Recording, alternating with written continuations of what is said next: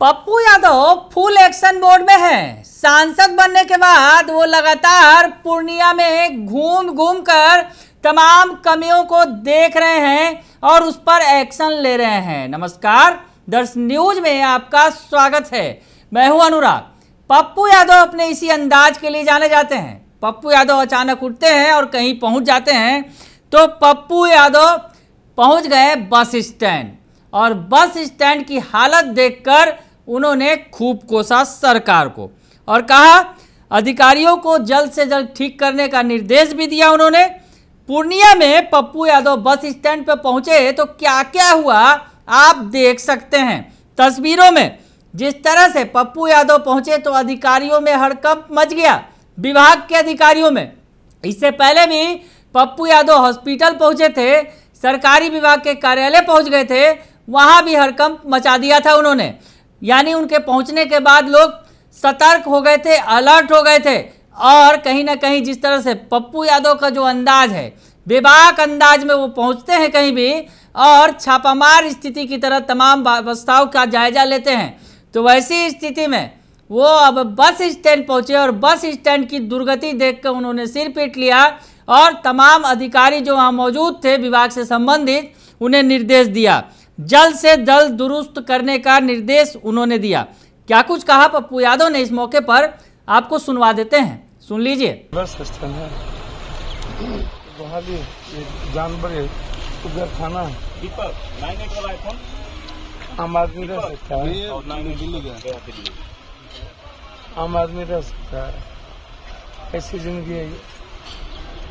आप इतना रेवेन्यू लेते हैं, पैसा लेते हैं, आप एक अच्छी लाइफ नहीं दे सकते, क्या कर सकते? जो पैसेंजर आता है उसकी क्या लाइफ है, उसके बच्चों का क्या है, जो यहाँ डेली रहता है उसकी जिंदगी कैसी? यही स्मार्ट सिटी है। बिहार का चौथा पांचवा नगर निगम में आता है,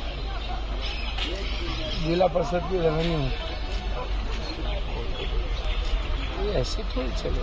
तो सर किसी से बात करके कोई आदेश हो गया? सर इस बस स्टैंड को नंबर 1 करें, आप देखते जाइए।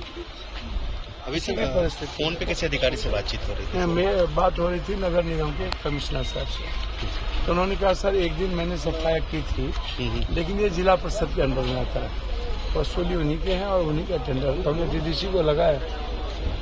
बातचीत ये आलम तो अभी वर्षा नहीं हो रहा है, तब है बरसात होने के बाद, बारिश होने के बाद तो यहाँ सही कह रहे हैं।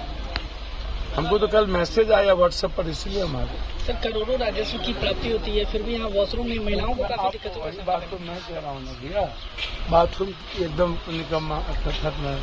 महिलाएं कैसे बाथरूम जाती है, आश्चर्य। तो सबसे पहले तो हम बाथरूम की व्यवस्था करते हैं, जेंट्स का अलग, महिलाओं का अलग, और बाथरूम वो जो कंप्लीट वहाँ लोग स्नान कर सके, रह सके, ऐसी व्यवस्था मैं करता हूँ। लेकिन ये इम्पोर्टेंट है, इसको हम देखते हैं। तो सुना आपने कि पप्पू यादव क्या कह रहे हैं। पप्पू यादव कह रहे हैं कि पूर्णिया स्मार्ट सिटी बन रहा है। देख लीजिए स्मार्ट सिटी का क्या हाल है। यानी पप्पू यादव कह रहे हैं कि स्मार्ट सिटी बनाना है पूर्णिया को, लेकिन क्या हालात है, क्या स्थिति है वो सामने दिख रहा है। पानी बह रहा है बस स्टैंड पर, चलने तक की जगह नहीं है। और जिस तरह से उन्होंने बताया कि जानकारी लेने पर पता चला कि यह क्षेत्र नगर परिषद क्षेत्र के अंतर्गत है, इसलिए यहाँ विकास नहीं हुआ। साथ ही बस स्टैंड अन्य जगह शिफ्ट होने वाला है। उन्होंने कहा कि जब तक बस स्टैंड यहाँ है लोगों को उचित सुविधाएं मिलनी चाहिए। तरह तरह के तर्क जरूर दिए गए और कहा गया कि यह नगर परिषद क्षेत्र के अंतर्गत आता है, वैसे में जिम्मेवारी नगर परिषद की बनती है। और उसके अलावा कहा गया कि बस स्टैंड अब यहाँ से शिफ्ट किया जा रहा है, दूसरी जगह जा रहा है, वैसे में यहाँ पर सुविधाओं का अभाव है। लेकिन उन्होंने कहा कि जब तक यहाँ बस स्टैंड है तब तक सुविधा होनी चाहिए। महिला और पुरुषों के लिए अलग शौचालय और स्नान घर होना चाहिए। ये तमाम निर्देश उन्होंने अधिकारियों को दिए। तो पप्पू यादव फिर से एक बार एक्शन मोड में हैं। पूर्णिया के सांसद बने हैं, निर्दलीय जीत हासिल की है, इसलिए जीत और भी बड़ी हो जाती है क्योंकि दो बड़ी पार्टियों को उन्होंने धराशायी कर दिया, चाहे जेडीयू हो या फिर आरजेडी, इन दोनों को चित किया और पप्पू यादव पूर्णिया के सांसद बने हैं। और पूर्णिया के सांसद बनते ही वो फुल एक्शन मोड में हैं, लगातार पूर्णिया में घूम रहे हैं, लोगों से मिल रहे हैं, लोगों की समस्याओं से रूबरू हो रहे हैं और सरकारी अस्पतालों में या सरकारी कार्यालयों में जो हाल है उस पर भी छापामारी कर रहे हैं। और वैसी स्थिति में जब बस स्टैंड पहुंचे तो यहाँ भी उन्होंने कहा कि ये जो दुर्गति है ऐसी नहीं रहनी चाहिए। अधिकारियों को उन्होंने साफ साफ निर्देश दे दिया। बने रहिए दर्शक न्यूज के साथ, तमाम खबरों से आपको अपडेट रखेंगे। फिलहाल के लिए इतना ही, धन्यवाद।